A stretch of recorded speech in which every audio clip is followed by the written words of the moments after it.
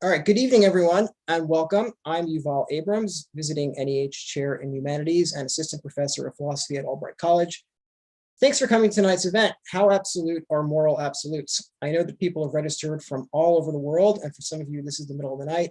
We appreciate your enthusiasm and perseverance. I'd like to start by thanking Albright College for hosting tonight's event and the National Endowment of Humanities for generously sponsoring it. I hope that we will successfully record this event and have it displayed on the Albright Experience Events YouTube channel, but no promises yet. Tonight's interchange is the latest of a series of interchanges between Michael Moore and Jeremy Waldron, a series that began in the late 80s when Moore and Waldron held an annual debate for the benefit of their graduate students in the Jurisprudence and Social Policy program at UC Berkeley, the jurisprudence component of which they jointly taught and directed. Since then, they've each left Berkeley, Moore to teach at Virginia, Penn, San Diego, and now Illinois, where he is currently the only university-level chair at any campus, and is a professor of law in the Center for Advanced Studies on the Urbana-Champaign campus. Waldron left to teach at Princeton, Columbia, Oxford, and then NYU, where he is currently professor of law and philosophy. Waldron is originally from New Zealand and was educated in New Zealand at Oxford. He has been at NYU since 2006, but between 2010 and 2014, he combined his position at NYU with the Churchill Chair in Social and Political Theory at also in Oxford. Waldron is well known for his work on constitutionalism, dignity, historic injustice, national security, and the rule of law, as well as historic political philosophy.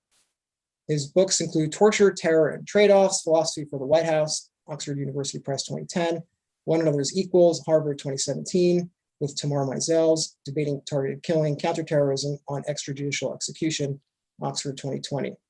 Professor Waldron was elected to the American Academy of Arts and Sciences in 1998, and in 2015 to the American Philosophical Society.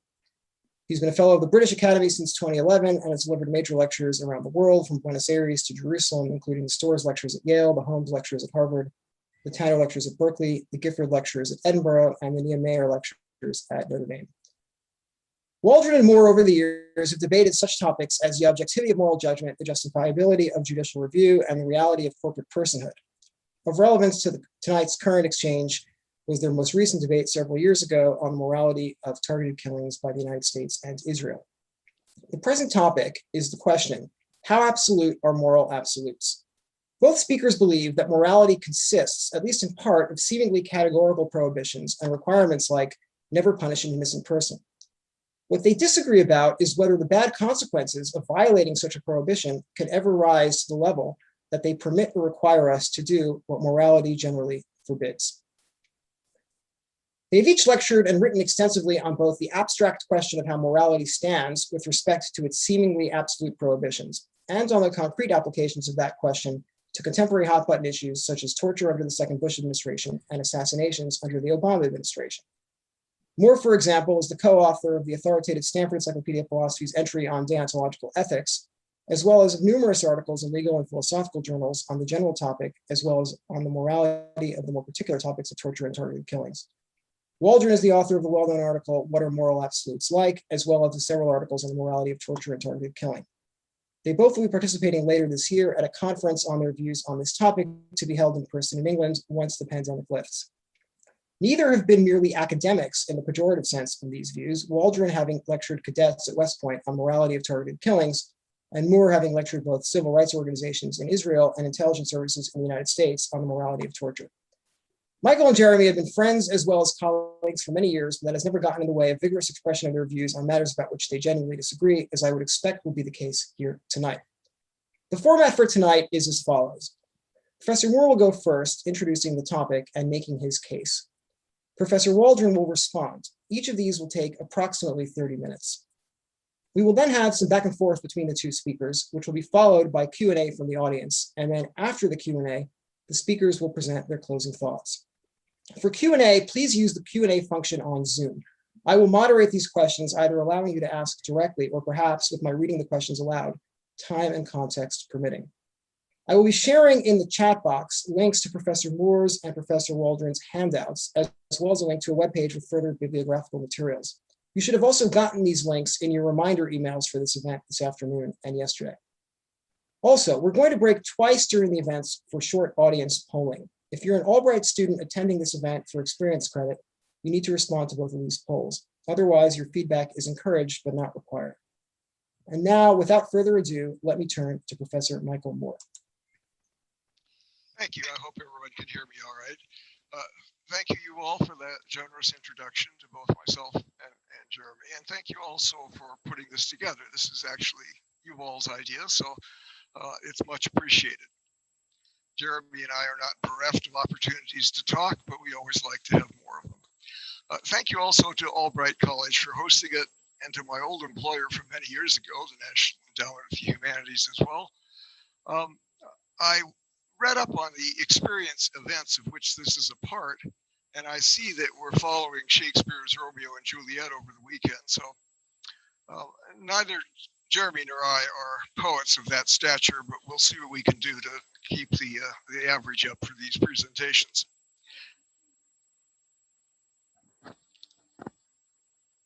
I have my sound engineer saying that you cannot hear me. Is this correct?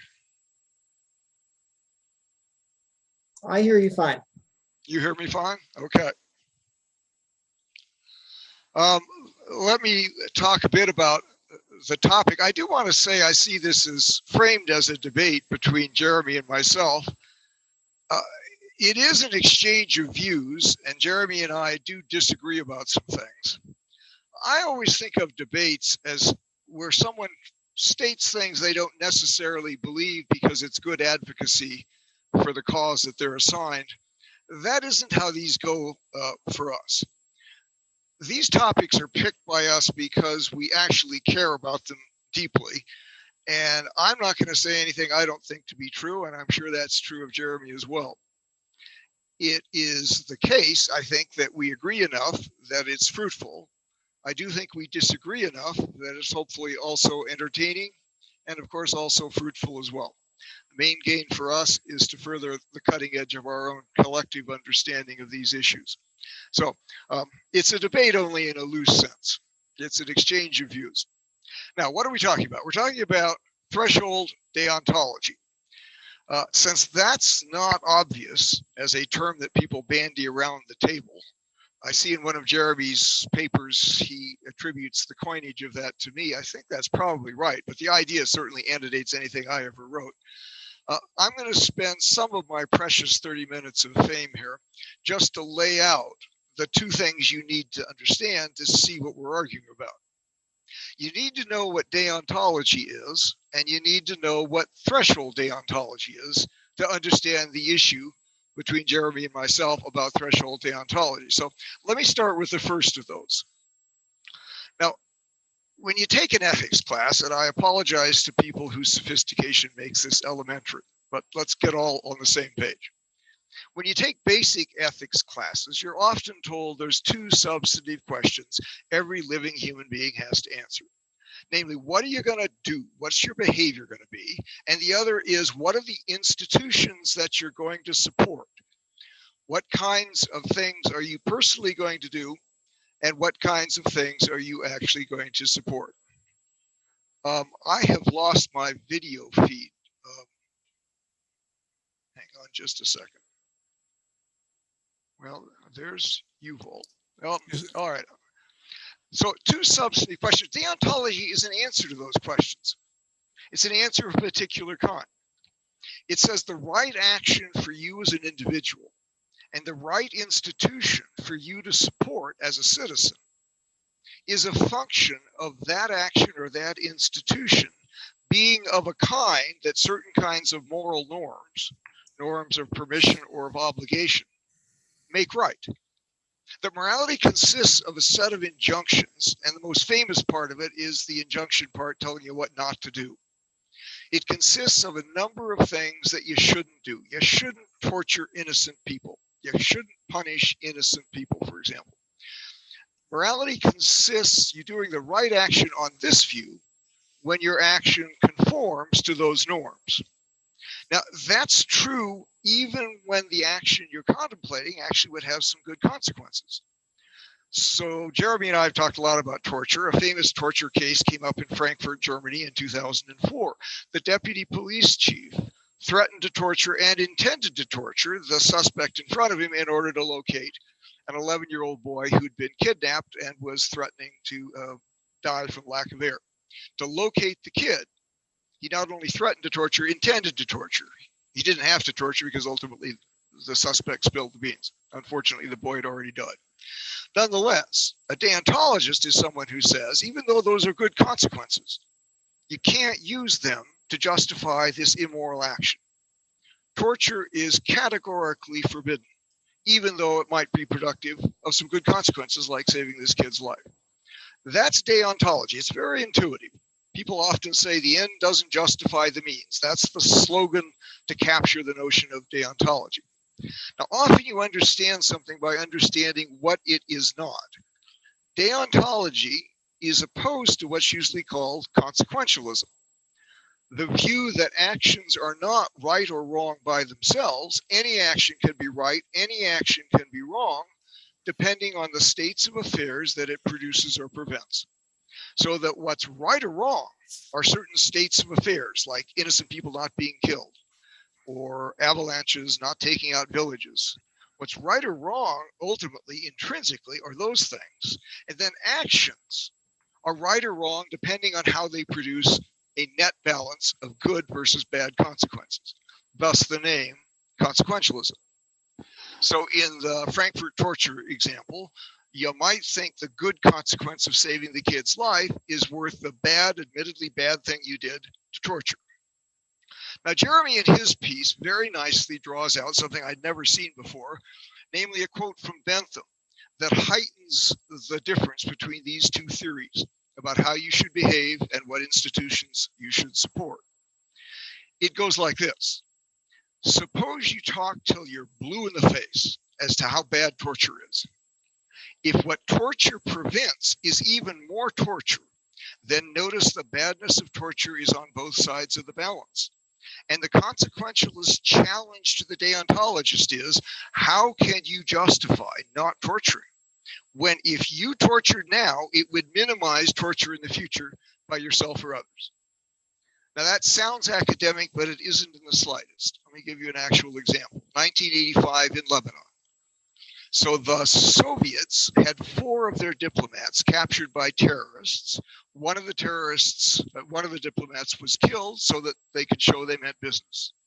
They made certain demands of the Soviet Union, like the Iranian terrorists had done of the United States, and said, we will kill all 3 of your diplomats unless you actually yield to these demands. The KGB was insulted. They said, we're not the CIA. So what they did said they couldn't get to the terrorists. They were secreted in Lebanon, protected by the Syrian government. They could, however, find the relatives of the terrorists, and they found one. They killed him in a manner particularly offensive to Arab male sensibilities, and they sent the proof through channels to the terrorists saying, we'll kill every relative of yours in the Middle East unless you release our diplomats. Diplomats were released. No further diplomats ever kidnapped from the Soviet Union.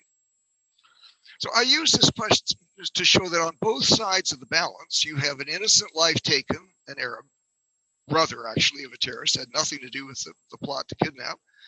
And on the other, 3 equally innocent Soviet diplomats, let's assume they were at least. A consequentialist finds that an easy balance, but a deontologist would say, even though you would minimize killing of the innocent, you, KGB, shouldn't kill the innocent. So one of the places I taught was at the University of Virginia right after the fall of the Iron Curtain. You never knew who was in your classes, a lot of military types. Big burly guy stood up my very first day of class when I used this example, and he said, I used to teach this case. I'm a KGB colonel. I taught it at Lubyanka in central Moscow at officers training school. And I said, well, how'd you teach it? He said, oh, how do you mean how to teach? Big success. 1 dead Arab, certainly to be regretted. 3 Soviet diplomats not killed. Net gain of 2. And I said, like a good deontologist, but how about the categorical duties to protect human rights? And he said, human rights, 1 right taken, 3 rights protected. Net gain of 2 rights.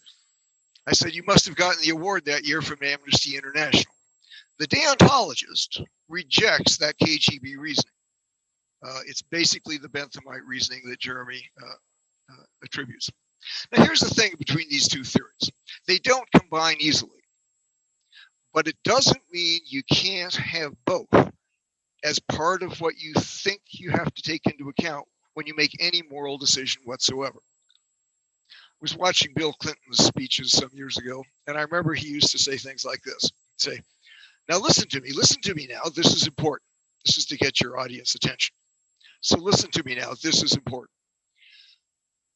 I think any plausible deontology is backed up by a general consequentialist obligation, both not to make the world worse and to make the world better. The way deontology works is as an override to say, but in certain cases, you actually have permission to not make it better. You certainly have obligation sometimes even to make it worse. It's often called the paradox of deontology, but it is the definition of deontology. And it is important that this consequentialist principle be seen. It's also important that we see that you cannot live by deontology alone. My favorite example was it's almost 50 years ago. I was running this NEH program at Harvard, and the question came up about moving the start date for classes in the fall. And at the Harvard Law School, the debate took the form of students could work a week longer, earn more money to tuition, and so forth. Other arguments on the other side about inconvenience. A well-known deontologist on the faculty, actually a good friend of Jeremy's, rose up, however, and in full deontological fervor said, you can't consider these consequences because the start date was X when I came from Oxford, and I have a right that it be X, and so you cannot balance the consequences. As a psychiatrist sitting next to me said, if there's any way to lose an argument, it's to make it that way. The faculty voted to move the date. Most things in life are indeed a matter of good and bad consequences. It's an omnipresent obligation we have, not to make the world worse and sometimes to make it better. So you need to see that nothing in deontology denies that background principle. Okay, what's threshold deontology? If that's deontology, what is it at the threshold? Larry Alexander, who I believe is with us today, my co-author in the Stanford Encyclopedia piece, and I introduce it this way. It comes about because of the problem of horrendous consequences. So take a very far-fetched case. Here comes an asteroid. It's going to destroy all life on Earth. Fortunately, a crew of astronauts has planted nuclear devices that can blow it to hell and gave their lives doing so. Unfortunately, the code to the nukes is held by one person. The only way you can find it is to torture him. Jeremy's looking all around because he's very impatient with these kinds of examples. I'll give you some more real life ones. Just get the flavor, however. So bear with me, even if Jeremy's not. So get the flavor of the example. All of humanity and all living things will die if you don't do the one thing that would save it by finding where the nuclear codes are from this individual, either torture him or maybe even torture his kid, as Lawrence Rockefeller once suggested during the Iraqi war. In any event, that's the problem of horrendous consequences. Threshold deontology is to rescue us from the either or of two extremes. The extreme of the absolutist who says with Kant, better that humanity perish from the face of the earth than an injustice like torturing someone take place. Or the easy way out of the consequentialist who says when the consequences are that bad, that's the easiest of possible cases. Threshold deontology. Absolutes of morality, deontology, hold only up to a point, a threshold. Once you're over that threshold, then you actually have to go to prevent the bad consequences. We'll get some more realistic examples in a moment. All right, that's my taxonomic preliminary. Now, how to argue one way or the other about this? Neither Jeremy nor I are going to argue theistically. I notice he has an argument in his Harvard piece about theism and so forth, but he doesn't make it, although I do believe he's a theist. I'm not. Theism has lots of problems here. I mean, it's not at all clear that morality, if you're a theist, came from God's commands. I mean, Aquinas says, is something good because God commanded it, or did God command it because it's good? in which event it's not commands. We and God have to figure out what good is, and then he'll know what to command. So it's not the case. Even if God does the command, maybe he's the God of the Torah, who says, better the city survive and it send out one of its number when the enemy is at the gates and will destroy the city unless you send that one out. Maybe God's a threshold deontologist. So we're not making the religious arguments. I think Jeremy's like Kant, who said, even though he too was a theist, morality has to be defended within the limits of reason alone. We're also not making what Jeremy once called the gum-chewing arguments of relativists, namely the argument that says we simply try to figure out what most people most believe. If you do a survey of the people who thought about this issue, I think they all turn out to be threshold deontologists. I have a heck of a time finding someone like Jeremy to argue with. Kant's not around anymore. Elizabeth Anscombe died years ago, so we've got Jeremy.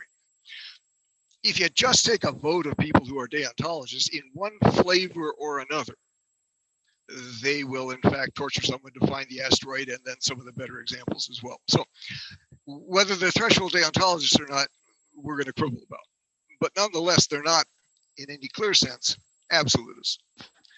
So that's the way we're not going to argue. How are we going to argue?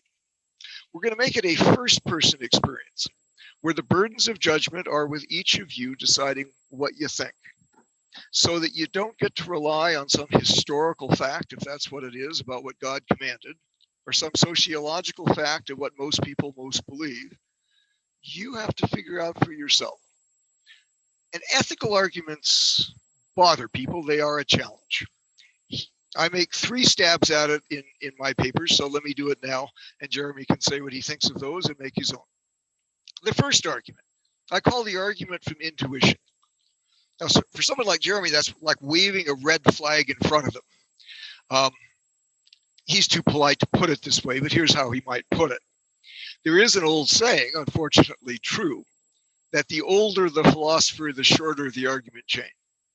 And Moore, he might have said, is getting kind of old. So the argument really boils down to, this is how it seems to Moore. That actually isn't how I think you should think of this argument from intuition. One of the people Jeremy cites, one of my first teachers in ethics, John Rawls, used to tell us before he wrote his theory book, it made its way into the opening pages of that book. Look, when we're trying to figure out your considered judgments on moral matters in particular cases, there's really only 2 people that count. There's me, the author, and there's you, the individual audience member. We're not asking what other people think. You're not even asking what I think. The name of justification is, I figure out with you what you think. So the question is extremely personal. When I raise a hypothetical, it isn't so I can say what most people think. It isn't so you can listen to what I think. It's rather for you to figure out and take seriously what you think. And I don't want your Sunday school version. I want what you would actually do. Ethics is a serious matter. It is to be lived. And if it isn't what you would really do, then it isn't what you really think. So one wants the thought experiments to be played with seriousness and not put aside. Okay, let's leave the asteroid to the side. Let's try a real case. What's a great evil? A moral catastrophe, although I don't like that phrase as Jeremy uses it. Well, he gives you an example, make it into 2 because they're slightly different. World War II killed 50 million directly and other 25 million indirectly through disease. So 50 to 75 million people lost their lives in World War II, plus all of the other things that got destroyed, but just keep it at lives. And that's with Nazi Germany losing. If Nazi Germany had won, you would get what Churchill said, and Jeremy quotes, a new Dark Ages to rival the Dark Ages into which Europe went after the fall of the Roman Empire. So that's a very big evil. What would be moral to do to prevent that evil? Ask yourself the question. Now, Jeremy likes a general policy like bombing. It's a perfectly fine example. I like to make it more personal. Particular choices by particular people. And then the question for you is, stand in their shoes. What would you do? And then secondly, once you've resolved that, how would you characterize the kind of judgment you just made? So what would you do? April 1939, Hitler's 50th birthday party. The British attaché in the embassy in Berlin wires to the foreign secretary that in fact the SS has gotten sloppy. Hitler is going to review the parade down the street. It's a 90-degree angle to the Unter den Linden, with where the troops are going to march. He's going to review it within rifle range of the balcony on the British embassy. Colonel Mason McFarlane asks for permission to shoot Hitler. Now, normally you're not supposed to assassinate leaders. It's not really part of international law, and morality usually doesn't sanction preemptive strikes. McFarlane. But you can see World War II coming. We're going to have a conflict that at least is going to be like World War I, except it turned out to be 3 times worse. You could prevent it right now with one rifle shot. Do I get to take the shot? And Lord Halifax, who was then Foreign Secretary, his famous answer was, but it wouldn't be sporting. The answer of a deontologist, despite the consequences being acknowledged of there being a war of horrendous proportions that might well have been prevented, nonetheless should not be prevented because it would not be sporting. I take it the reserved British locution for it would be immoral, not just illegal, but immoral. That's example number 1. Example number 2, when Churchill took power, during the dark days when it looked like England was going to lose the war, 1940, before the Soviet Union and the US came to its aid, they had broken the German Enigma machine. And although the matter is controverted, a plausible version of history is this one. Namely, that the Enigma code had been broken. MI6, British counterintelligence, had found out within 10 minutes of Hitler giving the order that Coventry, the city in England, was going to be bombed in retaliation for the bombing of Berlin. There was 24 hours notice. Churchill and his advisors could have moved the citizens out, could have moved everything out, and virtually nobody would have been killed. They didn't move anything out because to do so would reveal that they had broken the Enigma code. And as many military historians say, Britain may well not have been able to last until the Russians got in mid-41 and the Americans at the end of 41, had they not had the advantage of knowing everything the Germans were going to do by having broken the code. That advantage would be lost. Churchill decided Coventry wasn't worth it. The Germans bombed without any kind of warning to the citizens. Roughly 600 of those citizens were killed. Would you have made the same decision? The horrendous consequence that motivated Churchill was that the Nazis otherwise might well win the war. The cost, of course, was not just allowing 600 to die, but ordering those in his intelligence services not to leave the city. So there's some action and not just omission on his part. So those are real cases. And the question is what you think. And of course, since this is an exchange with Jeremy, my question to him is, what do you think? Jeremy, I think, is of 2 minds.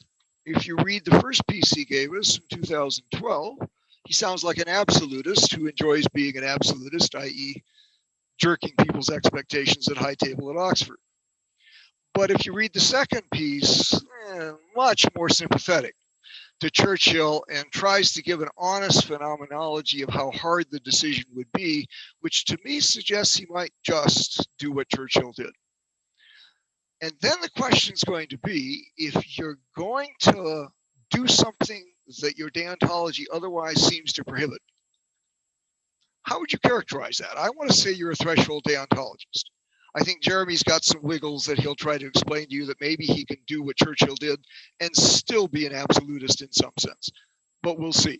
I have to let him speak. I'll have to stop making his arguments for him. All right, that's one argument. The argument from intuition, from particular cases.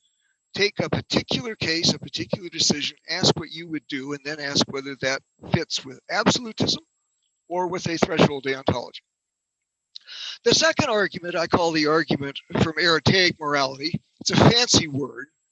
We judge people not just by what they do and the intentions with which they do it. We also judge them by their character. It's usually called virtue ethics. It's a different kind of ethics. But here's the kind of inference my argument invites. If making a certain kind of judgment, particularly with certain emotional accompaniments, makes you a non-virtuous person, worse, a morally loathsome person, if it makes you a bad person in arete morality, that's reason to believe, it's not a proof, it's reason to infer that the judgment that you're making is false.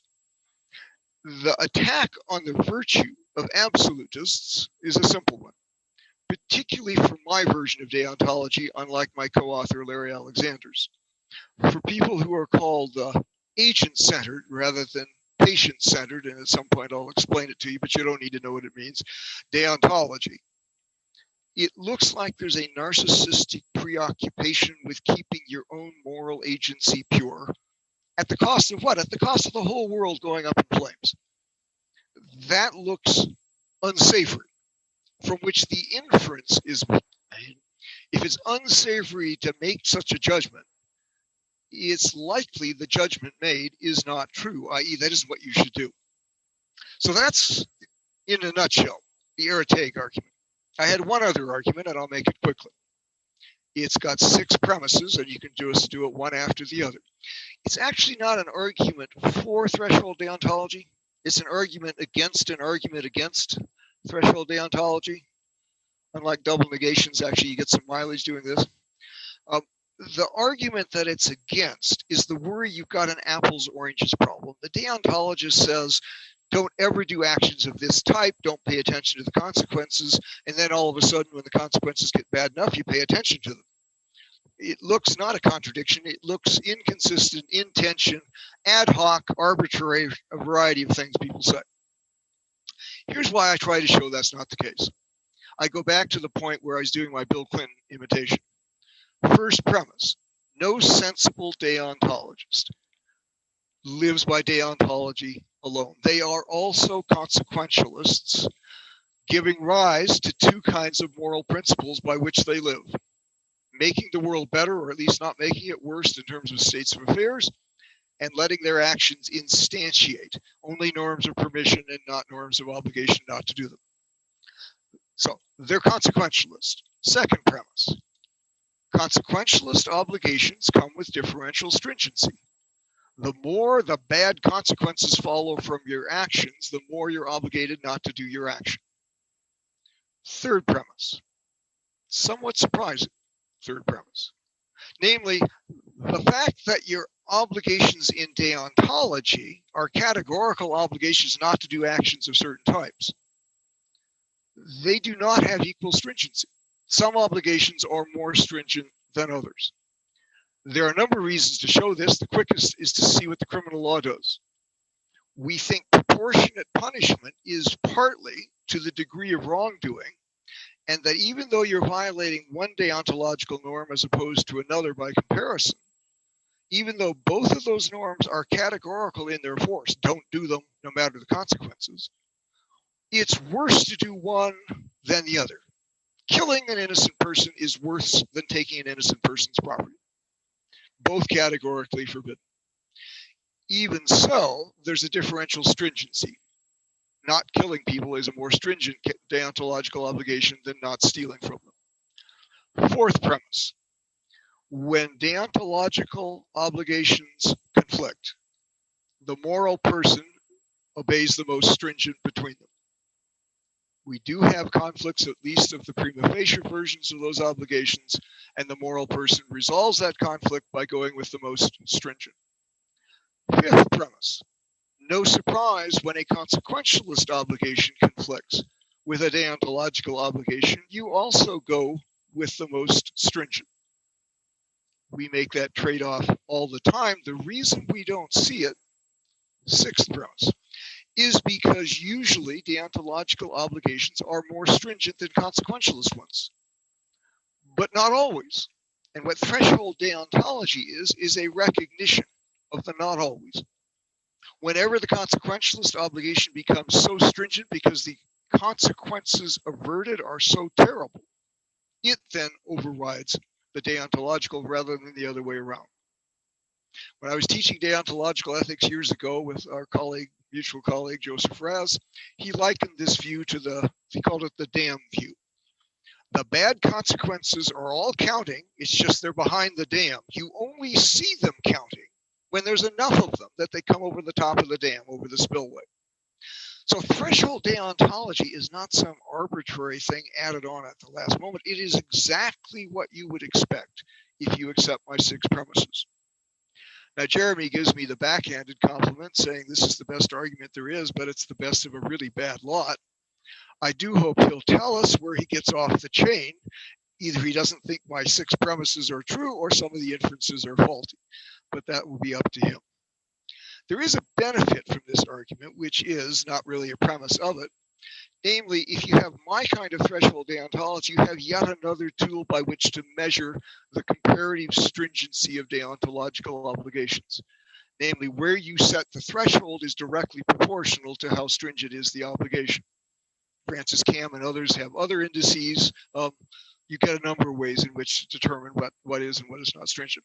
Okay, I have on my outline, if you looked at it, the legal implications, but the legal implications are tricky and they're actually a separate discussion. Even if you're a threshold deontologist like me, that does not mean you necessarily want to write it into a legal code. Indeed, in my advice to the Israelis, I told them to leave it out because it would get misused. But that's quite different than the issue of moral truth. I have taxed Professor Waldron's patience, and he will now tell us what else we can say. Okay, thanks, Professor Moore. All right, Jeremy, are you ready? I'm all set. All right, go ahead. Okay, Yuval, thank you very much indeed. And I wanted to express my thanks to Albright College for sponsoring this, and of course to my friend Michael Moore for a wonderfully vigorous and clear presentation. I really hope that we can make some progress in our thinking about these matters this evening. Michael gave us a good survey of the, I want to say landscape, and probably a moral realist would say it's a matter of what the moral landscape looks like, independent of what we wish it were. I tend to be a little bit more of a constructivist, so I would say that Michael gave us a good tour of the architecture of the various constructions that we might set up, but I don't think either of us wants to make anything turn on whether we are talking about objective moral reality or simply what is a sensible way to construct, implement, and analyze our moral views.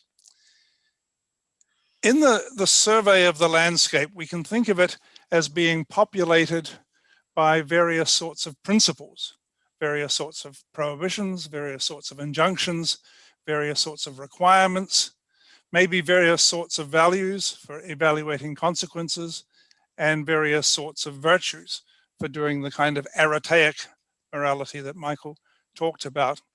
I did want to say, by way of preliminary, it would be a mistake and an unfortunate one if we were to say there is just one view, and that's deontology, and then there is another view, and that's consequentialism. These are types of theory rather than single theories. And any particular deontological position will vary from others, depending on the content of the principles that it recognizes and depending on the structure of the principles that it recognizes. I tend to be very open to different kinds of structures, layers of principles of different kinds. There are principles which come on stage with exceptions already built into them, in the way that the rule against killing comes on stage with an exception for self-defense. There are principles that direct us to take notice of important abstract considerations, like the principles of practical reasonableness in John Finnis's book, Natural Law and Natural Rights. There are prima facie principles that indicate right-making characteristics and wrong-making characteristics that need to be taken into account, but which may be faced off directly against one another and yield fairly easily in situations of stringency. There are principles that direct us towards particular approaches to the balance of evils. There are principles that govern the distribution of good consequences and bad consequences and direct us towards using certain functions for actions where good consequences and bad consequences are generated across a whole population, and we have to decide whether we are preferring the greatest happiness of the greatest number or the most equal distribution of happiness, and there are various principles of those sorts. There are serious principles that sometimes give way, like the rule about lying, which most people would admit that some view like Michael's is the truth about the rule about lying, and that one or two very serious consequences might be sufficient to justify lying, although probably never to make lying an entirely comfortable moral action. And then there may be principles which work in exactly the way Mike set out in his presentation. There may be principles of threshold deontology. You see, I'm going to take a sort of particularly provocative position. I don't want to deny that there are such principles that work in just that way. What I want to deny is that this has to be true of every deontological principle, or that there cannot be principles that are more absolutist than that. Absolutism seems to come in a range of manifestations, and the cases that I will be talking about will be a relatively few cases where it looks as though the normal mechanisms of trade-offs, balance of evils, prima facie principles, and consequentialist thresholds are not sufficient to explain how a given principle works. So let's include in this array of principles that may populate the landscape, principles that have exactly the characteristics that Michael mentioned. We will probably disagree about which ones there are. He's confident that the principle prohibiting torture is a principle of this kind. I'm not at all convinced about that. He didn't tell us what he thought about the principle that prohibits rape, or the principle that prohibits procuring the execution of an innocent person through judicial processes. So let's just concede that there may be some principles that operate in a threshold deontological matter, and the question that we have to face, the question that we have to answer in the debate this evening is whether this is true of all absolute or quasi-absolute principles, or whether there are a few that have a more powerful absolutism than that. In the book that I was searching for on my bookshelves before, Robert Nozick's book, Anarchy, State and Utopia, Nozick set out a theory of rights and a theory of side constraints, defining the rights that people have over their person and their goods, and suggested that these are to be regarded as absolutes because they simply constrain whatever means we may use to pursue whatever goals that we have. They're a little bit like the rules of chess. In chess, you have certain goals to defeat the other party, to capture the other party's king, to bring it into checkmate. And you can pursue that by any means necessary unless it breaks a rule. And that rule doesn't give way to any overwhelming flood of consequences. You're not told that you can move your king into check just in case that very, very bad consequences would accrue to your game or to your strategies if that were not the case. No, you are absolutely bound not to use that means, not to use that move, whatever other move that you have and whatever other strategy that you're pursuing.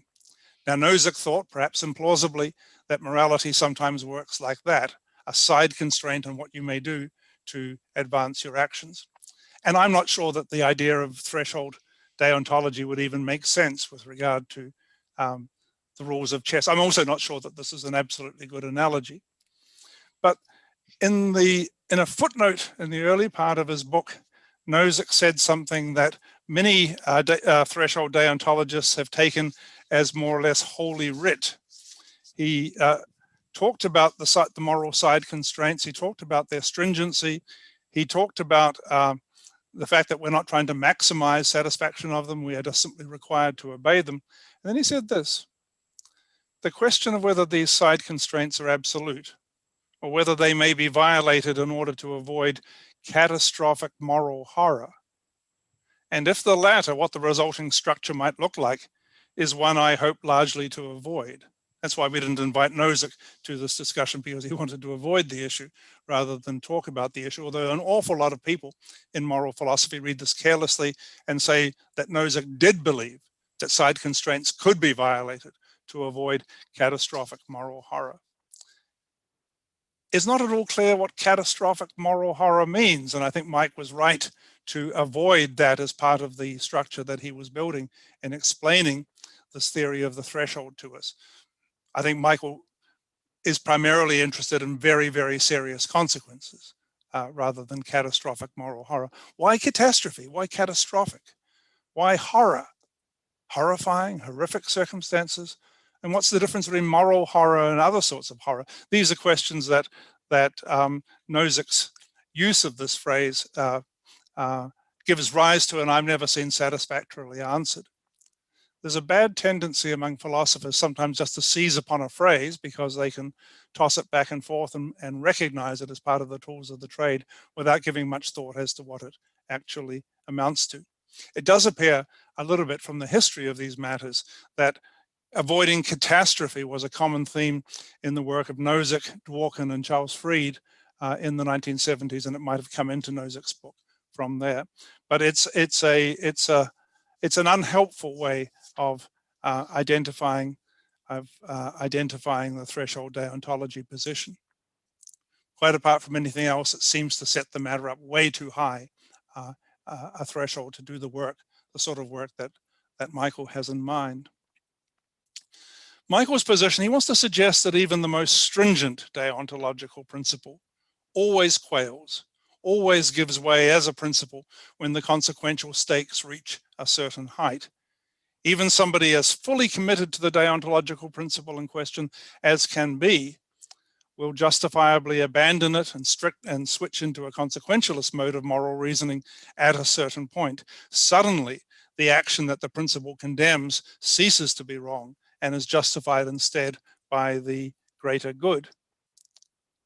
Michael's position, as I understand it, is there is no deontological principle that does not work like this.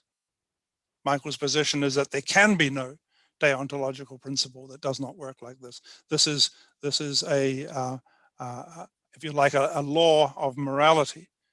So the logic of the debate between us invites us to consider whether there might not be at least one deontological principle or one class of deontological principles that do not give way in this manner, even when we can secure so much good or avoid so much evil by violating them. I'm going to assume there's a class of such principles, and that's what I'm arguing for. But just to be clear and to reiterate the point that I began with, I am not denying that there are some principles that work in a way roughly similar to the way Michael has set out. So does it make sense to say that there are some principles that remain absolute that do not give way in this manner? Are there sort of fierce and resolute moral absolutes?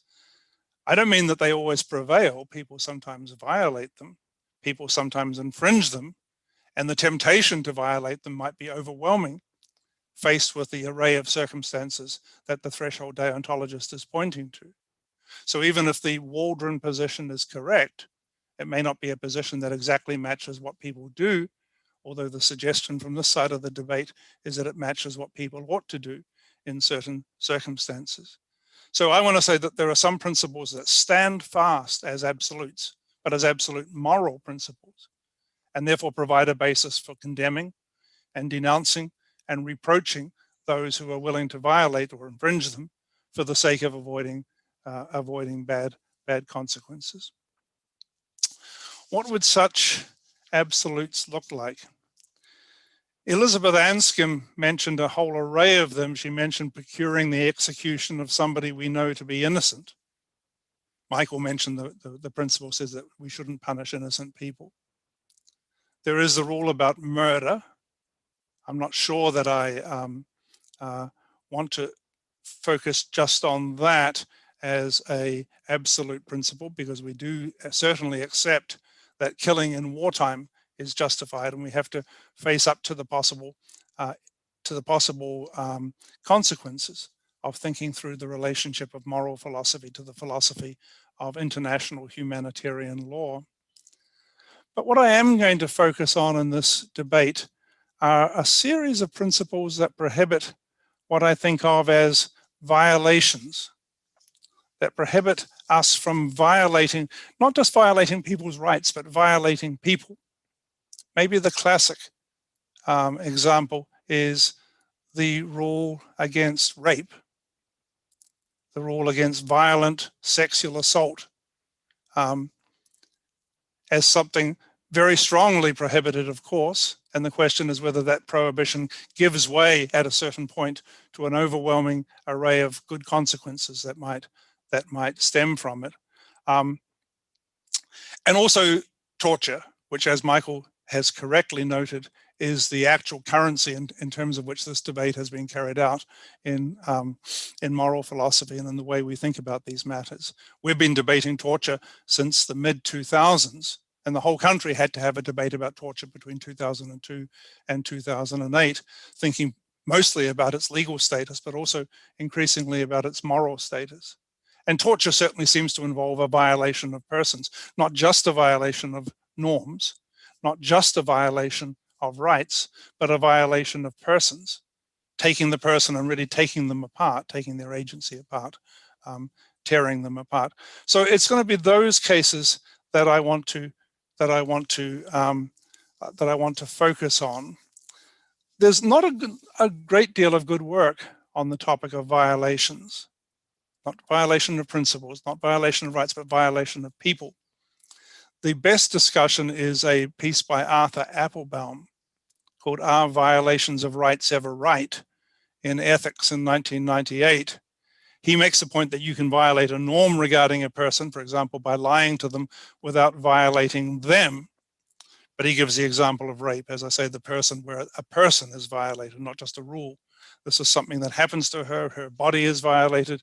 She's torn apart by the rape. She suffers the intrusion of another person's will and body. She is used in the most intimate and devastating way. You all know the phenomenology of rape in feminist writing, and I refer you to that for further elaboration. At the very least, the violation of the rule against rape seems to involve the violent instrumentalization of a person, and it seems to involve the horrifying instrumentalization of the most intimate aspects of their personality and life. And one of the things that I want to argue is that if there is a category of cases where it seems to us, either through some hypothetical example that we have concocted, or through some real world example that we've had the misfortune to come up against, if there is some example of a case where it looks like in order to prevent some great evil, we are required to, or we have to rape somebody, then we are right to be very, very worried about the moral significance of the resulting instrumentalization of the person in question, the, if you like, the weaponization of the harm inflicted on the immediate victim.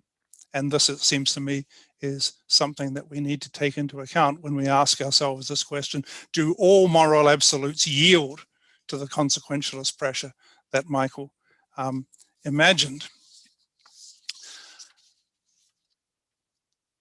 I make no apology for using the rape example. Remember, our aim is simply to find a few instances that will give us this category of principles that are off limits to consequentialist offsetting. Everybody helps themselves to various lurid scenarios. Michael did in some of his asteroid examples, and moral philosophers make a virtue of being able to concoct these examples, and I'm willing to play that game also. But the rape case is by no means far-fetched. For one thing, rape or sexual abuse is often associated with torture, and torture is a real-world abuse. We remember the descent into depravity, that violation of principles about torture involved at Abu Ghraib and in other American sites where coercive interrogation was used, and the overlap between sexual assault and torture is very well attested and very well known. It's partly a reminder, and I will come back to this a little bit later, that concerns about the character of a moralist are not all on one side, and we may have some concern about the depravity of somebody who is willing to assent to procedures of this sort. And I don't mean the depravity of their moral philosophical speculations.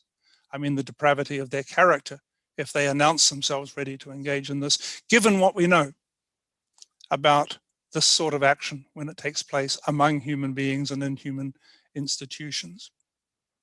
Anyway, many regimes historically and currently have used and do use rape as a weapon of war or political intimidation, ostensibly for the greater good, cynically for allegations about the greater good. They use it to brutalize or punish dissidents, suppress opposition.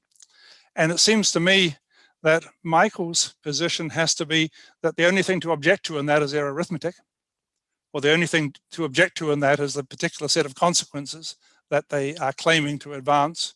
If they were right about the good consequences, if they were right about the arithmetic, this would be a reasonable principle to violate when the dam breaks and the consequences wash away all our concerns. So I want to worry about that. I've got much more to say about it.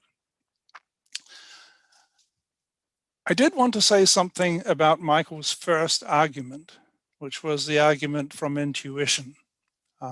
He rightly pointed out that I am very uneasy about arguments of this sort, basically because I don't know what an intuition is supposed to be. Michael said, we posit a case and then we ask the reader or the member of the audience, what would you do in this case? And we get a response. Something is asked and something is said. And what the response indicates in the first instance is that we have a person here who's willing to say this. Why they are willing to say this, whether it actually is a genuine and sincere avowal of what they would do or what they might be expected to do, is another matter. When a person says something in a debate like this in response to a hypothetical, often it's because of an impression they want to make. They want to give the impression of being a person of a certain sort, not being the prissy, narcissistic individual preoccupied with their own agency, but a hard person or somebody who could be respected by hard men. So the idea that we can get genuine moral insight simply from dispositions to say something, when so much vanity is at stake and so many ideas of trying to create a certain character at stake, I'm not sure. I do think that we have to be very, very careful in our thinking about these so-called intuitions. I remember when I first became aware of this debate at Berkeley, at I think a discussion in the faculty club at a lunchtime workshop between Sandy Kadish, Michael Moore, both of whom had been involved in a symposium on the Landau Commission in Israel. This must have been in the 80s, I think. And I remember listening incredulously to Michael and Sandy asking questions like, well, what would you do in this circumstance? Would you torture the person in that circumstance? Would you torture the person in this circumstance? And I remember thinking, what do you mean what Sandy Kadish would do? We know what Sandy Kadish would do. It'd be the same as the rest of us. He would throw up, he would be paralyzed, he would be in tears, he would be in a terrible situation. If he were asked to torture, he probably wouldn't know how. Michael wouldn't either, nor me. It might be a question about what we would allow, what we would vote for. But this notion that we can give a reliable account from the comfort of a faculty lunch to the question of what we would do in these horrific circumstances, especially taking into account the reality of the catastrophic condition that faces us and the reality of the catastrophic choice that is urged upon us, I think is a little bit far-fetched. So for those reasons, my friends, I'm very skeptical about how much headway we can make by just eliciting answers to these questions. What would you say? What would you do in these cases?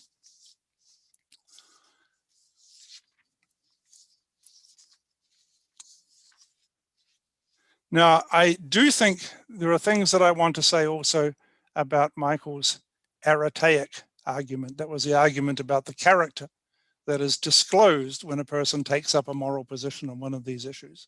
It's either going to be the character that's disclosed in this colloquy of intuitionism, where the people who give the answers that Michael doesn't like show themselves to be smug, priggish, narcissistic. I forget what the other terms were. And that we can judge the content, the moral content, for moral philosophical purposes, for ethical purposes, by extrapolating from the judgments that it makes sense to make about the character that's disclosed. I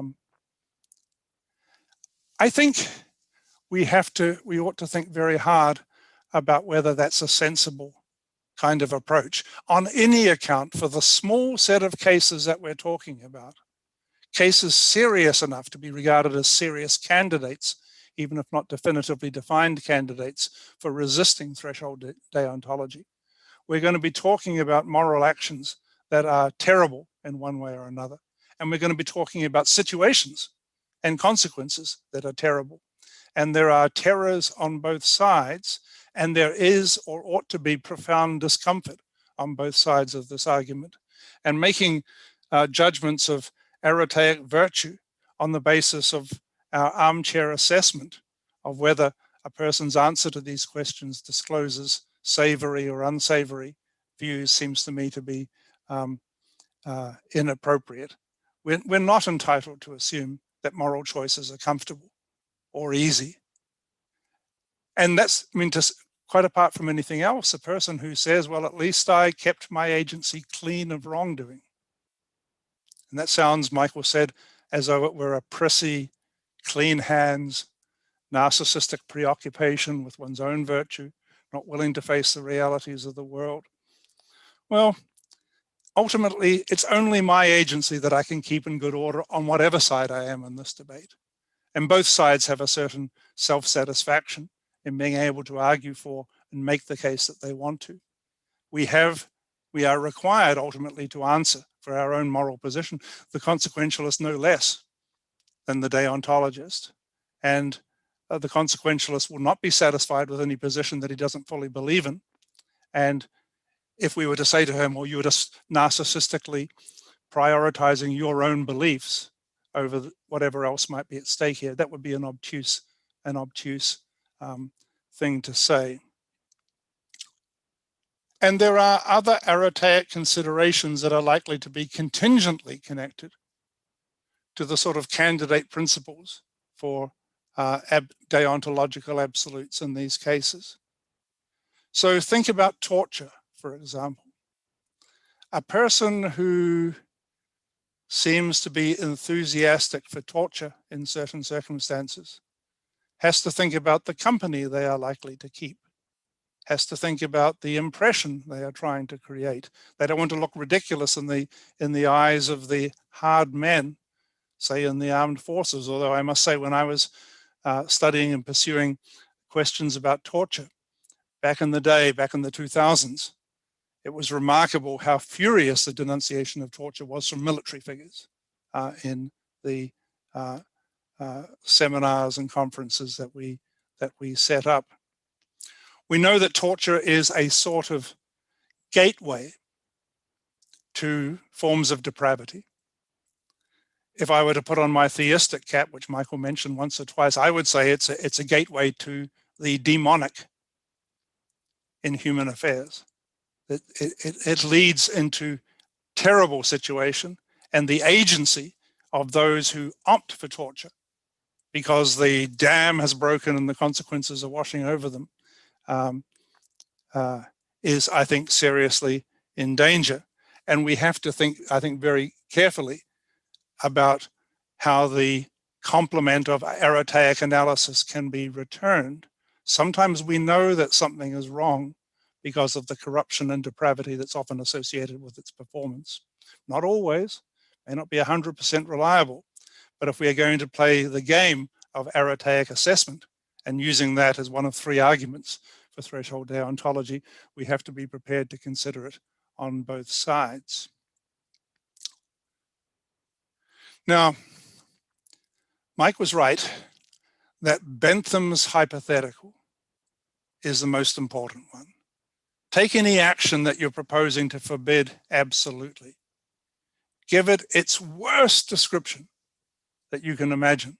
We're going to forbid rape, not just any rape, but the rape of children and rape in depraved circumstances and rape involving the kind of agency that that rape involves. Or we're going to torture, and torture in the circumstances in which in the real world torture takes place.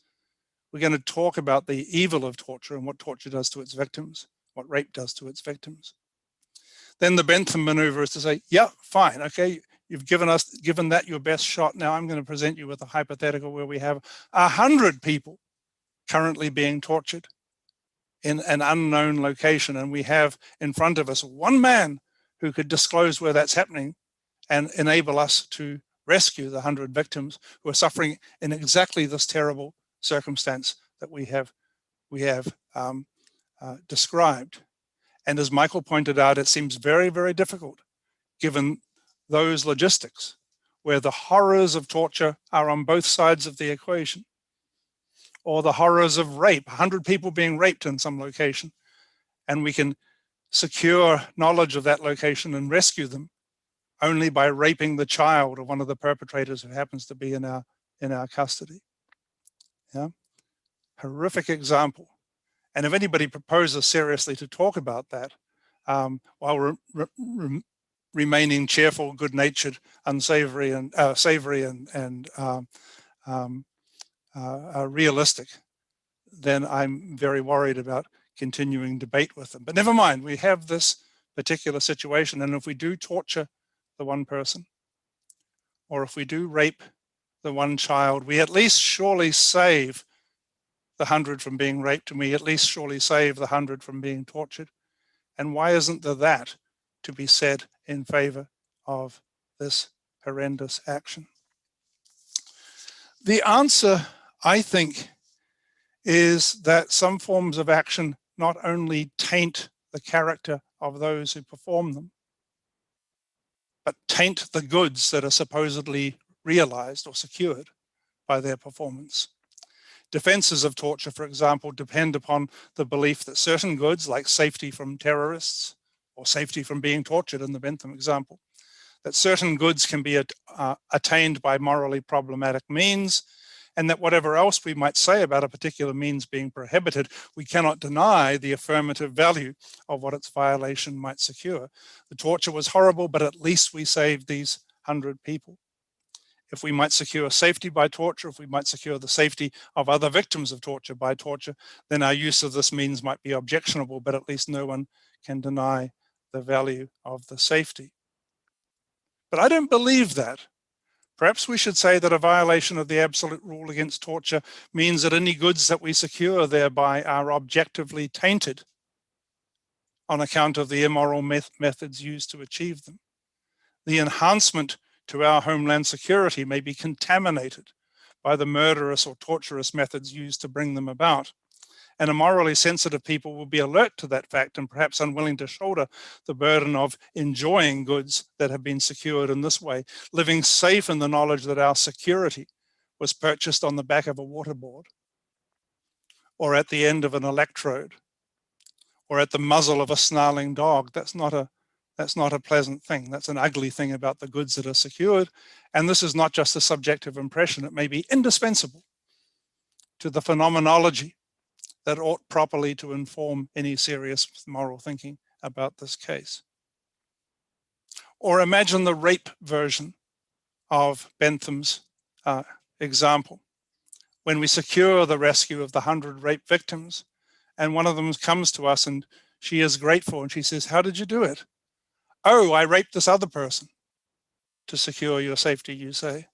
"I did to her exactly what your oppressor was doing to you, and that persuaded her father to tell me where your torment was happening." Again, the uneasiness with which we would say that, and the uneasy reception, hardly unadulterated gratitude that's likely to be met with when sensitive moral agents are involved on all sides, might give us pause at the simple arithmetic of the Bentham approach. So that may be a very serious ground for thinking that sometimes violating certain moral principles can screw up and contaminate the goods that we hope to secure thereby. Not denying that the goods may be secured thereby, although that's often much less true than we think it is. It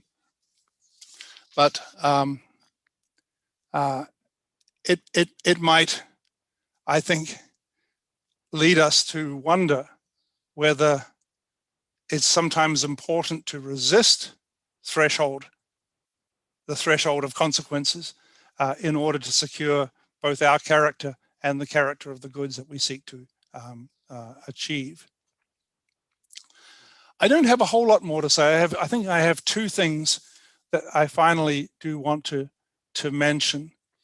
One is to again compliment Michael on the particular structure that he set out, which was not to imagine a switch from an entirely different, from one moral orientation to an entirely different orientation, from a deontological orientation to a consequentialist orientation, but imagining that a principle of consequences may be part of the deontological firmament, competing with it in the ordinary character in which moral principles compete with one another when their implications conflict. That, I think, is a genuine advance in the argument. I don't think it's complete, and I think perhaps it rests a little bit on an assumption about the one-dimensionality of stringency and the determinants of stringency. And I've tried to cast some doubt on that one-dimensionality by emphasizing this point about the tainted nature of the goods, even when they are goods that are secured by these means. So I'm not convinced that we have yet a fully worked out position with its own integrity, but I think Michael has gone a great deal of the way towards removing the apparent ad hoc arbitrariness of threshold deontology, as though we had a set of deontological principles and then we simply nailed on some consequentialist exceptions to them. We still have to think about the thresholds. We still have to think about the level of the dam and when the dam breaks and how we should figure that out. We still have to think about the mechanisms that are involved. And in particular, we have to think about the stability of the position. And I think this is the last point I want to make. We have to think about the stability of the resulting position. I have a particular apprehension that if we all sign up on the polls this evening for threshold deontology, we will sign up on the assumption that we are willing to violate certain otherwise absolutes in order to avoid catastrophic moral horror, Hitler winning, the skies falling, the 100 people being tortured, and so on. And that's what we will think we're all entitled to conclude from an affirmative verdict in the polls this evening. But then we find that Michael and others have gone away from this session saying, yeah, okay, so that we've established that threshold deontology is true. And actually, we're going to now think torture is justified whenever the balance of evils seems to be in its favor. So suddenly we're going to weaken the threshold because we never really were given any particular theory of why the threshold has to be so high. Maybe it shouldn't be so high. Maybe once we've got people's assent to the threshold deontology, we can say to them, like Bernard Shaw said to the actress, we know what you are, we're just haggling about the price now at this stage. So we want to see what how the position is stabilized, as well as how the position works. We don't want on day 3 to find that torture is simply being invoked whenever the balance of evils favors it, and that whenever anybody objects to it, they're told about the great victory for threshold deontology on Monday night. So I do worry about the stability of the position, but that's something on which better talents than mine can now go to work and establish a position. But I really wanted to take you through the concerns about virtue, the concerns about depravity, and the concerns about the contamination of the goods that are secured in these transactions to give some credence to the possibility that there may be certain aspects of morality that we don't want to make vulnerable to consequential assessment of this sort. I hope during question and answer we can talk a little bit about the law, but I've gone on for way too long, so I'm going to leave it there. Thank you very much for listening.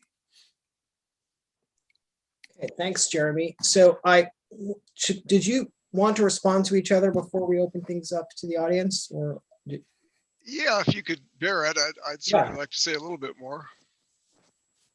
Go ahead, Michael.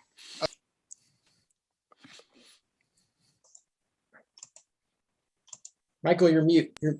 Yep. As I said in the beginning, Jeremy and I are going to be honest, and I thought Jeremy was extremely honest. This is what he thinks, and he's honest about where he's got some doubts and where there's some ambiguities and so forth. This is also productive. This is the first time that I've heard Jeremy actually split the difference a bit, namely, only some deontological prohibitions are absolute, is a possibility. Others are subject to Moorian or somebody else's threshold deontology. Now, that's quite a concession. Haven't heard that before. Yeah. Now, as I said, we agree enough on things that we can disagree fruitfully. We still have plenty of room for disagreement. Because my kind of threshold deontology is certainly one that says there's no prohibition whatsoever so stringent in morality that there could not be bad enough consequences averted to justify violating that prohibition.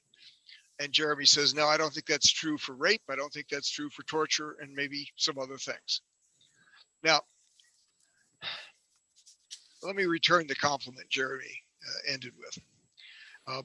I asked him where he got off my structure, 1 to 6, premises 1 to 6, or the inferences between them, and he never got off. So I got a nice compliment. I never got that before either. This is kind of a couple firsts in terms of the structure, as he put it. Well, he must like the structure because he's actually using the structure. And now let me return the compliment. There's nothing in his position that my structure has to contradict. He simply has to have a substantive moral view that regards that crucial notion of stringency in a certain way, and he can have his cake. He can have my cake and eat it too. Here's what he has to believe, though. He has to believe that no matter how bad the consequences get, the stringency of our consequential obligation to avert them by our own actions can never be so great as to top over the dam, what we use for our metaphor, of at least a few things. That the stringency against torture and the stringency against rape is sufficiently high that you cannot, even with an asteroid headed to destroy all life, you cannot overtop them. There's nothing inconsistent with that position. If you disagree with that, as I do, it's a substantive moral disagreement. And I'm hardly going to say torture isn't a terrible thing or rape the same. It's rather the question of how bad they are vis-a-vis the consequentialist obligation we as moral people all have, not to let the world go to hell, if we can prevent it, right? That's the trick. Now, in 2005, I and a bunch of other folks who've written a lot about torture, like Dick Posner, myself, what's his name from Harvard? Anyway, Charles Fried. No. I wouldn't have put Charles's name that way. No, Dershowitz. We're all on the stage in New York. And what we had to do was follow Sister Diana Ortiz, the Guatemalan nun who'd been raped in Guatemala by the Guatemalan secret police, unfortunately with perhaps CIA connivance. And she gave an hour description of what it was like to be tortured. Now, she was raped many times, but that isn't what figured in it. What figured in it were the 50 cigarette and cigar burns on all parts of her body that she described what that was like hour after hour. And then Dershowitz and I and others had to get up and sort of defend that torture is okay once in a while. My point is this. She didn't regard rape the way Jeremy is presenting it. She's a good Catholic. She actually was taking notes on some of my Catholic distinctions. I saw her smiling over there on the stage as I was talking. She's a good Catholic, but I didn't see the kind of absolutism about rape. It would be closer with torture, which is why I usually use torture. I think that's the best candidate for Jeremy's kind of absolute. You just never get to do it, even to minimize torture. It's that stringent an obligation. Even to prevent Hitler winning, that stringent an obligation. I don't agree with that, but I at least think that's the substantive moral argument. Mike, I wonder if we can just turn this into a bit of a dialogue rather than... Sure, go ahead. Yeah. Yep.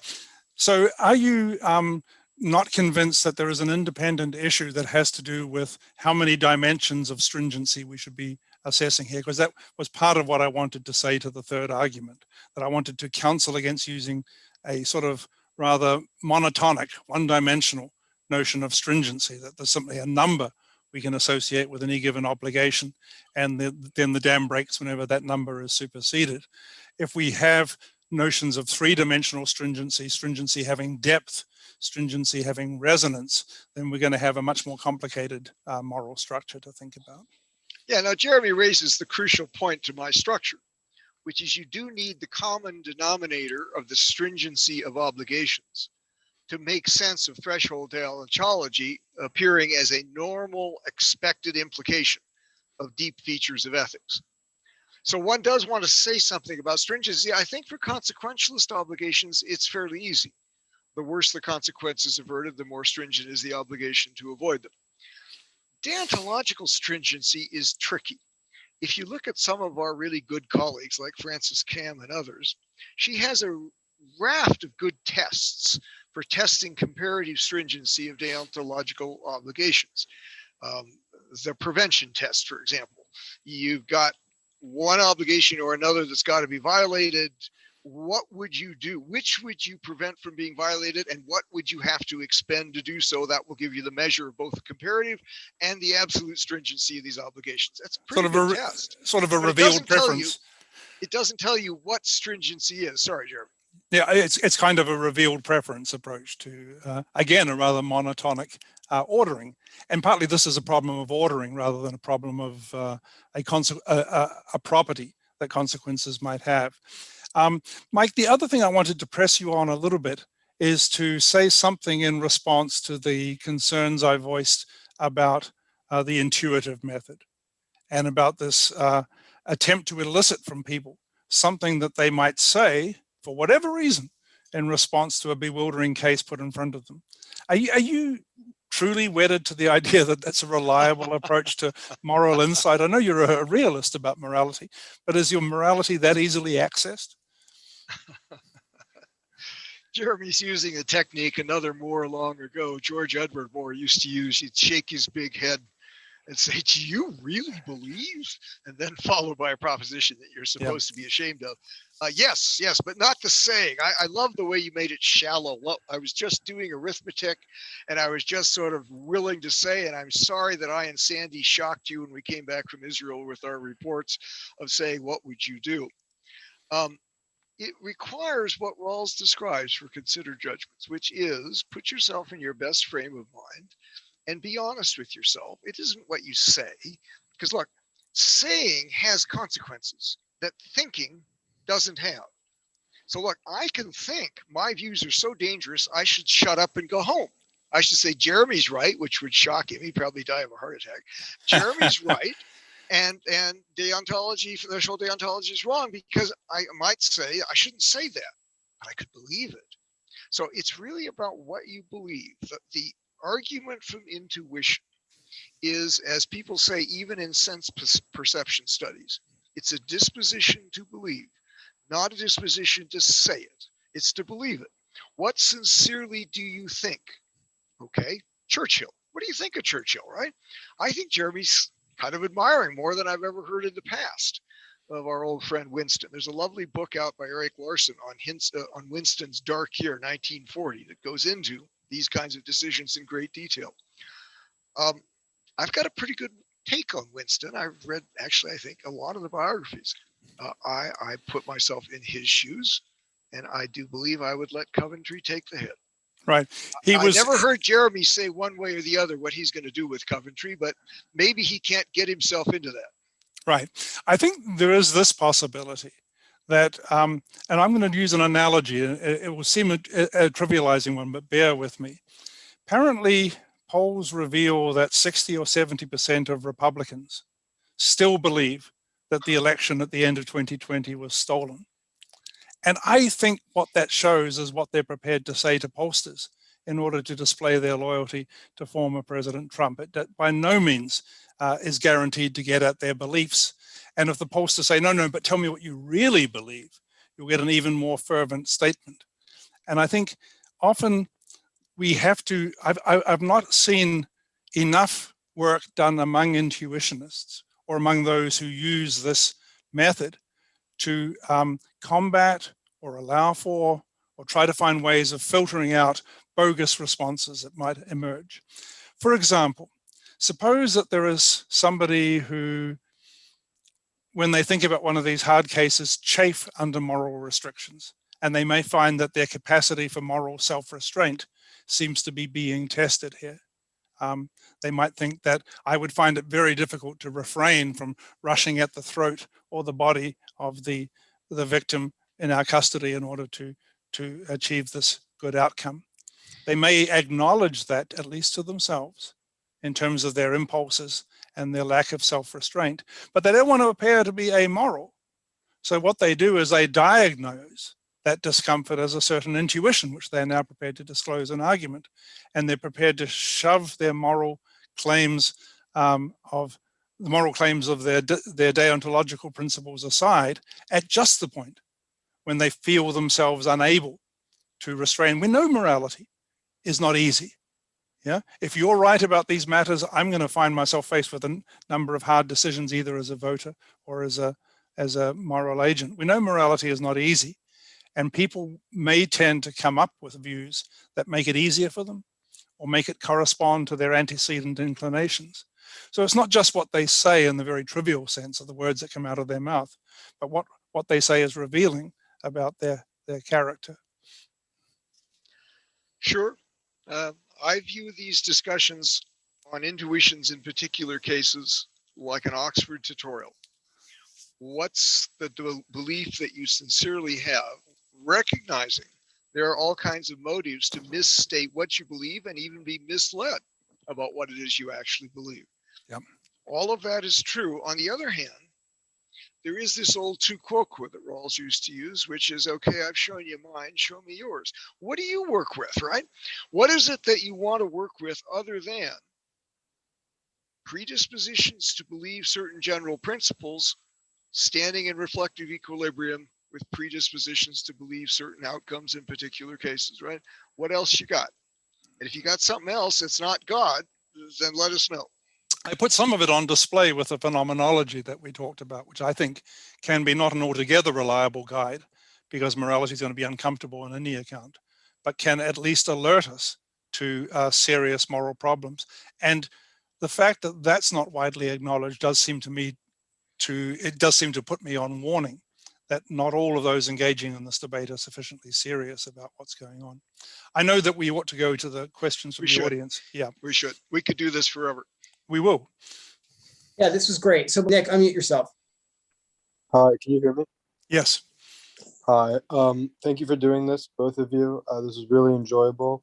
Could you speak to your own personal opinions a little bit regarding the first poll question, whether, well, specifically, would you consider if the heavens were to fall, and thus we must uphold morals, if we were to do the opposite of that, would you consider that anarchy? And if so, what do you think that hypothetical situation would look like within the 21st century? Yeah. All right. I'm happy to have first stab, Mike, if you... No, go ahead. I think that's a good question for an absolutist. Look, heaven's falling is a metaphor. And probably what we have in mind is the loss of everything we hold dear. And perhaps literally it means something like the asteroid, the complete destruction of the human race, in which case anarchy would be the least of our problems, it seems to me, because there would be some question about whether state structures could possibly survive the kind of scenario that's imagined here. I've always found it's mostly important as a formulation of rhetoric rather than a serious question. It's an old trope that goes back, I think, probably to Cicero, perhaps earlier, and it doesn't offer a whole lot of assistance.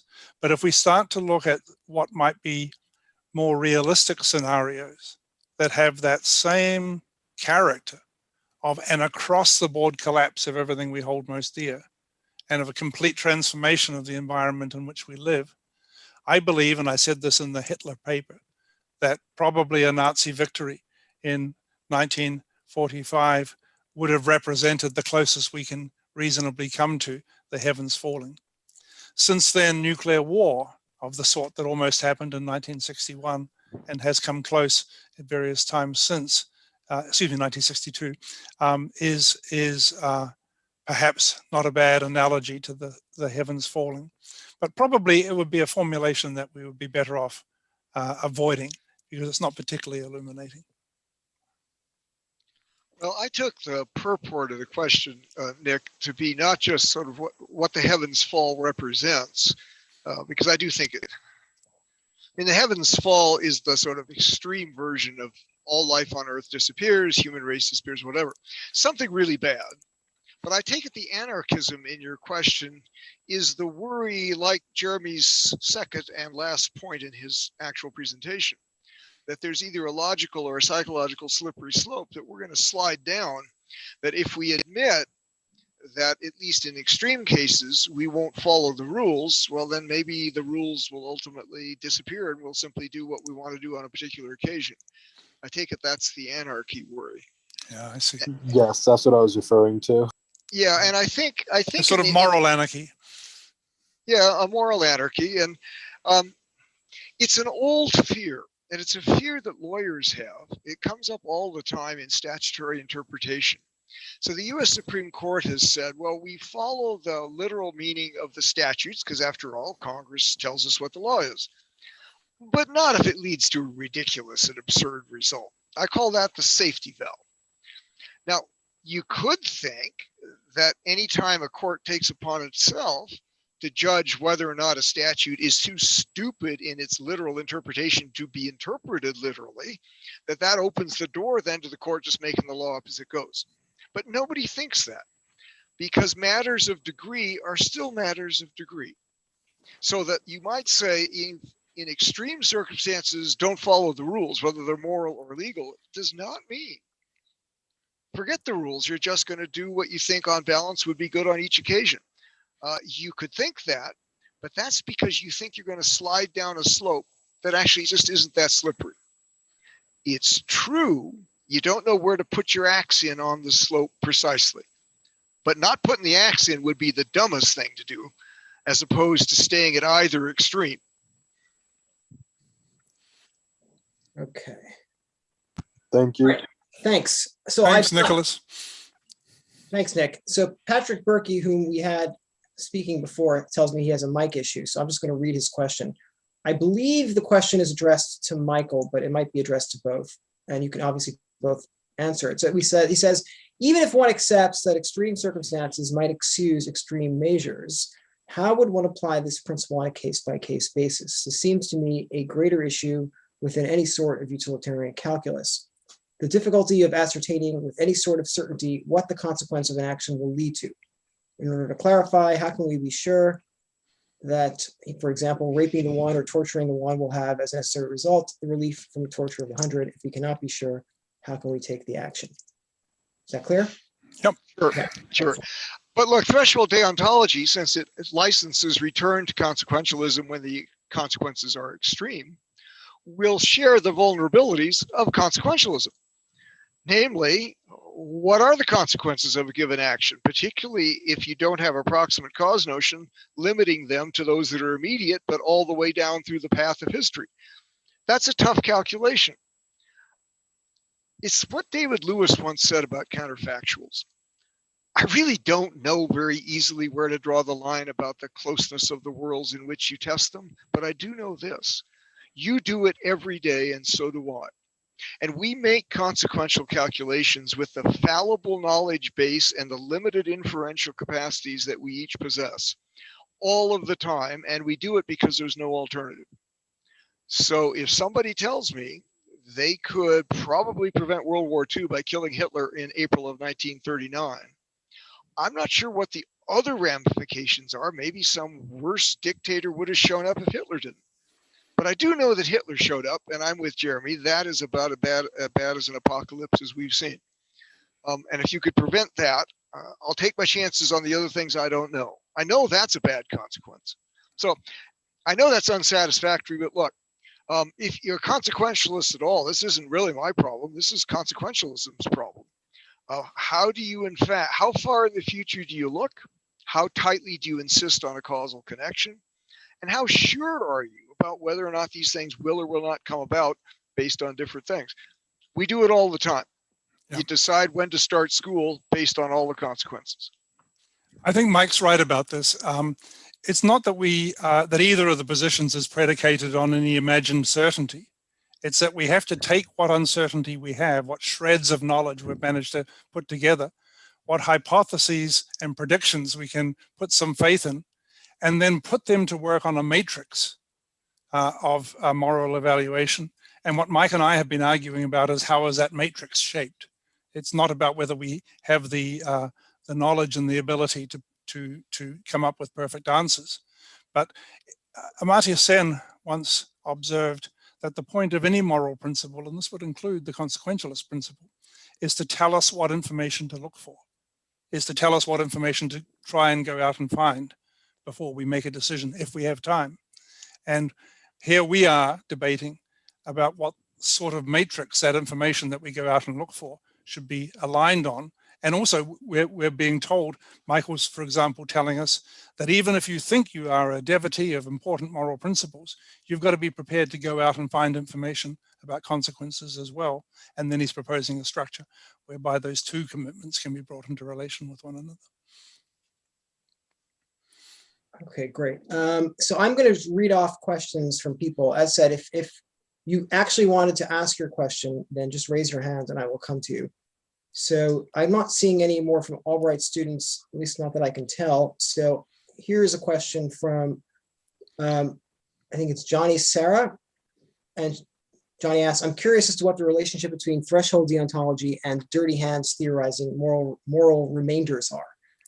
Wondering what the panelists think, if there's a truth to the idea that moral remainders, well, is there truth to that idea, and does it strengthen or weaken the case for threshold deontology?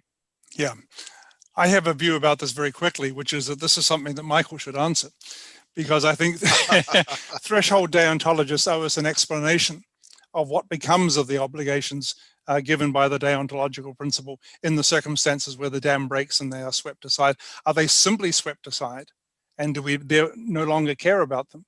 Or do they generate backup obligations of apology, compensation, guilt, and so on? Michael was worried that the deontologists of a certain sort would go around parading the cleanliness of their hands. And it's a further question about whether he believes in the acknowledgement of dirty hands. Sometimes you find threshold deontologists saying with Max Weber, words that he put into the mouth of Machiavelli, that sometimes we should praise men who love their city more than they love their own souls. That sounds to me, it's admirable in various ways. It's a rejection of moral philosophy. But one question is how we should think about dirty hands and how we should think about the self-satisfaction of somebody who holds up the dirtiness of his hands as some sort of credential. That's a provocation for the end. Let me respond as Jeremy says I should. Actually, I made a mental note to myself in reading Jeremy's responses. He has a kind of shotgun at the end, 7 things the threshold deontologists had answered. That was one of them, which, if we had enough time, we should work this out. But getting the basic issue in front of us is what we were going to do today, not sort of fill it all out. It is surprising on this issue of moral remainders, how much literature there has been since 1965 when Bernard Williams introduced the notion in his article.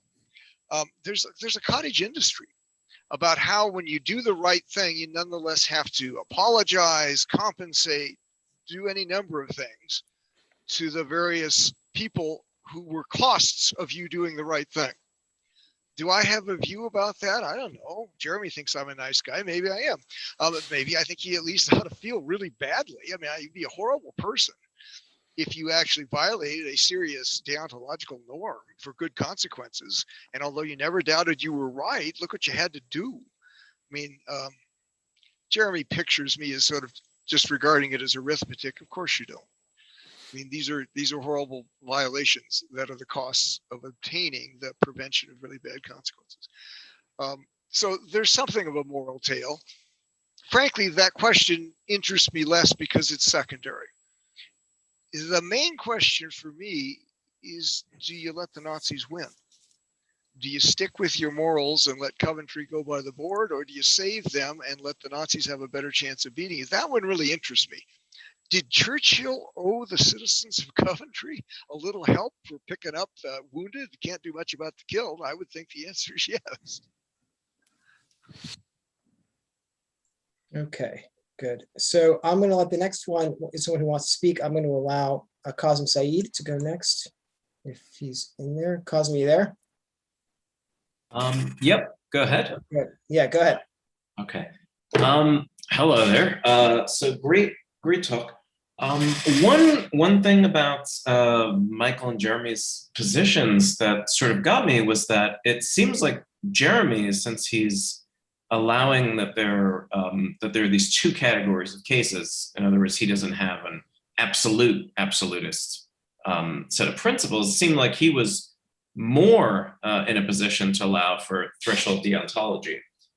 Here's a question that'll focus it. So if you have a threshold deontology where the scope is unrestricted, then why doesn't it collapse into a form of consequentialism, where what you're doing is you compare how bad it is to violate some deontic norm, and this could be any deontic norm, right, because it's unrestricted. So refrain from rape, torture, etc.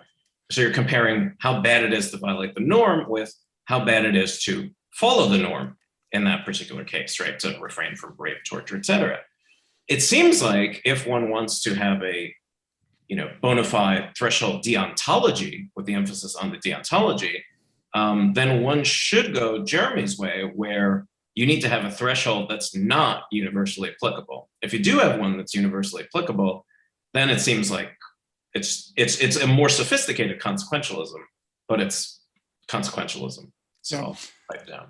I don't think Jeremy actually gets a leg up there. I think he has at least half of the problem that I have, but since I have the whole problem, let me go first. Then he could be an a fortiori of my answer. You're assuming a common denominator. You're assuming that when you say something about a deontological violation, its disvalue is cashed out by the state of affairs of a duty not being done or a right being violated. That's not deontology at all. Deontology says the form of rationality is not the badness of a state of affairs. It's not even the badness of a state of affairs of a wrong action being done, because we can sum those. That is a kind of consequentialism. But notice the threshold deontologist, like the absolutist deontologist, does not regard violations in that way. A violation is categorically prohibited for both, simply because it instantiates a norm of negative obligation. You can't do that, period. Not measured in its stringency of deontological obligation by the badness of doing it. So we're not going to collapse into a consequentialism, not conceptually and not morally. There's no slippery slope of a logical kind, even if psychologically some people, once the dam break, go for a boat ride. Yeah. Kazim, when you talk about this, how big the scope is, I wanted to ask scope of what, and I think you perhaps illustrated that when you talked about universal applicability towards the end, but I was a little bit unsure exactly how you were setting it up. Let me have a quick stab, and I think it's not greatly dissimilar from Michael's position, which is that if you allow the threshold deontologist to put consequences into play in deciding whether or not to override a deontological principle, if he's allowed to do that once, why isn't he allowed to do it any time? Michael says he is. He's allowed to do it all the time because he has in his deontological armory a principle that instructs him to take note of consequences. He's got to keep the score on the side and keep it close to his attention all the time. And the only question is, how would we set the threshold where it suddenly gets to prevail over a deontological norm that has been resisting it for case after case, for accumulated good consequence after good consequence?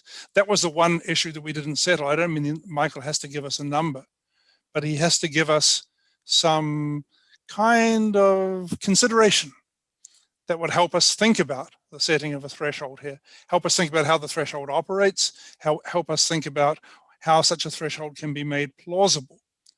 But the general idea is that if we are threshold deontologists on Michael's account, which I stand by what I said before, this is the best account I've heard, then we have to be counting consequences all the time. That's just part and parcel of the complex duty that we have with regard to the principles in our moral repertoire.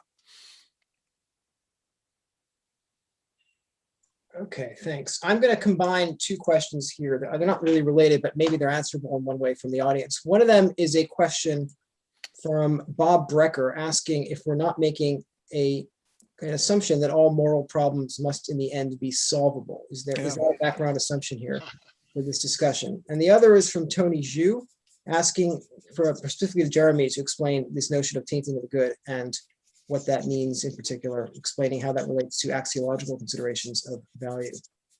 Yeah.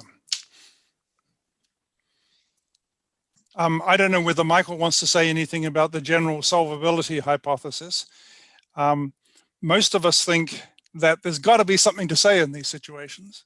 I don't know that it has to be dispositive or that it has to have overwhelming power as far as arguments are concerned, but I think it's a common feature of both our positions that neither of us is prepared to simply stand back and say that these matters are not amenable to moral discussion. I've been tempted by that from time to time, but I think it's the easy way out of these issues. But it doesn't follow that anybody can be expected to come up with a solution to all these questions before they can be held to have an adequate answer to any of them. That would be a further matter. On the tainting of the good, and this will count as my summing up and closure, Yuval, because I see we're pushing towards 8 o'clock.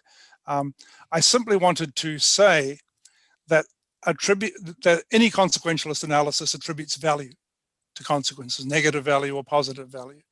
And value is a non-natural property that circumstances, situations, events, and states of affairs can have. And the tainting of a good represents a serious compromising of what would normally be the value, what would normally be the enjoyment of that value, or what would normally be attention to that value, so that the value it comes to have is contaminated by elements of disvalue, or not enriched in the way that values normally are, so that they have an all the way down property, but are associated phenomenologically with profound uneasiness.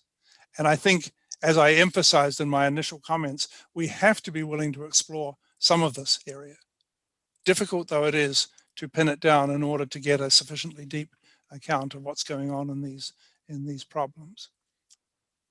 Let me just add a moment, since I see we only have a moment. I guess this is my closing thought too on both of these topics. As to knowability and resolvability, yeah, Jeremy and I actually have very different meta-ethics, or at least we used to. We haven't argued this one for 30 years. But I do think we share the view that there's no substitute for reasoned disposition of these kinds of ethical issues. I mean, I guess it gives us full employment for one thing, but quite apart from self-interest, it actually is an article of faith for me. The reason I think this is worth doing is because I think thinking hard makes you better, makes you potentially a more moral person. I do have a view in metaethics that actually thinks there's a right answer to this stuff. In fact, virtually every moral question.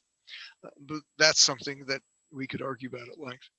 As to the tainted goods, the more particular part of the question, I actually think Jeremy's taint of the good that justifies doing something prohibited deontologically is just a label for the common intuition. The end doesn't justify the means. Namely, the means taints the goodness of the end. Well, you can say it. It's just actually, I think, assuming argument by assumption that somehow that end isn't any good if it's attained this way. Well, that's the absolutist intuition. It's just restated in different forms. But most of Jeremy's arguments are not of that kind. They're genuine arguments, and I have really enjoyed listening to them. I think actually I've profited from this discussion, as I always do with Jeremy, but in this case, particularly so. So if you have other questions, happy to stick around, but I see we're at the witching hour. Yeah, thank you, Mike. It was a real pleasure to debate this with you, and a profit as well as a pleasure. So thank you very much indeed. Yuval, thank you for the discussion. Thank you both. I'm sure we all enjoyed and profited from that. I'd like you all to thank our speakers, and I guess they've offered to stick around for maybe a couple of minutes if anyone has anything, but otherwise. Michael was offered to stick around. I'm going to go and get dinner. Jeremy's got that. I'll tell you all the things wrong with his argument. Wouldn't tell them to my face. Mike, Jeremy. cheers. Look after it. Pleasure. All right. Well, Thank thank you all very much. Have a good night.